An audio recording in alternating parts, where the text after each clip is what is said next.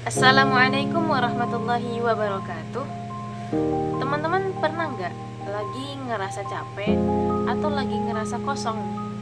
Terus nemu kalimat atau pesan yang artinya dalam banget, tapi didahului dengan kata atau kalimat qala Allah Ta'ala.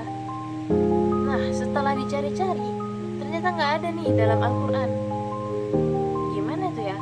Kalimat dari Allah tapi bukan dari Al-Quran. Nah, bisa jadi itu namanya hadis qudsi, teman-teman. Jadi hadis itu nggak cuma hadis nabawi, tapi juga ada hadis qudsi. Nah, di video kali ini kita bakal bahas pengertian dari hadis qudsi, ciri-cirinya, terus perbedaan dengan hadis nabawi dan perbedaan dengan Al-Quran, juga contoh-contoh dari hadis qudsi. Kita masuk ke pengertian hadis qudsi. Secara bahasa, hadis artinya baru, ucapan, atau berita. Nah, al-Quds artinya suci. Jadi kalau digabung, maknanya adalah ucapan atau berita yang suci. Secara istilah, hadis qudsi adalah ucapan Nabi yang maknanya berasal dari Allah, tapi redaksinya dari Rasulullah.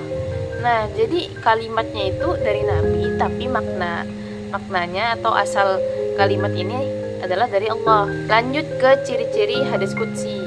Biasanya hadis qudsi itu kata-katanya diawali dengan qala Allah Ta'ala atau yaqulu Rabbi, kayak gitu. Jadi setelah kalimat qala Rasulullah sallallahu alaihi wasallam, nanti ada sambungannya qala Allah Ta'ala, seperti itu biasanya.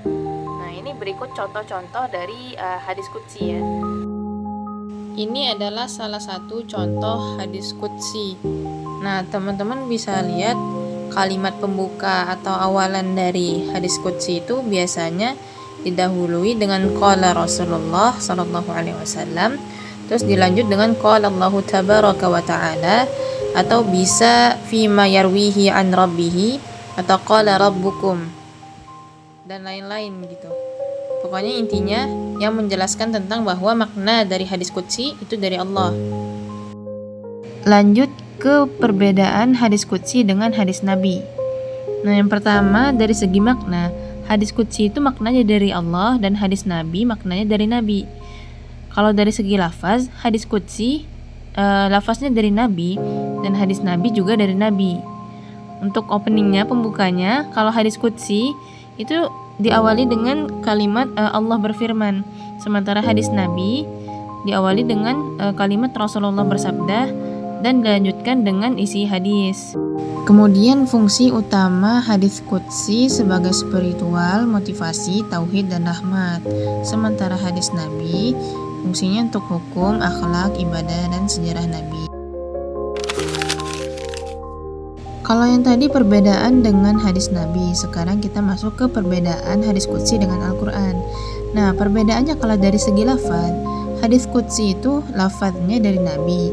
Kalau Al-Quran itu lafaznya dari Allah, maknanya juga dari Allah. Terus sumbernya, kalau sumber hadis qudsi itu biasanya lewat mimpi atau ilham. Nah, kalau Al-Quran itu melalui malaikat Jibril. Terus kedudukannya, kalau hadis qudsi kedudukannya itu ya sebagai hadis. Tapi kalau Al-Quran itu kedudukannya sebagai wahyu utama umat Islam gitu. Terus hadis qudsi itu tidak dibaca ya dalam sholat, sementara Al-Quran itu dibaca dalam sholat. Dan membaca Al-Quran itu merupakan ibadah, sementara kalau hadis qudsi ya kayak kita baca hadis biasa gitu. Oke teman-teman, sekian video kali ini. Semoga dari video ini kita dapat insight baru, kita dapat pengetahuan baru tentang hadis, terutama bahwa ternyata hadis itu bukan hanya ada hadis Nabi, tapi ternyata juga ada hadis qudsi namanya. Nah, sekian, mohon maaf untuk segala kesalahan. Saya akhiri. Assalamualaikum warahmatullahi wabarakatuh.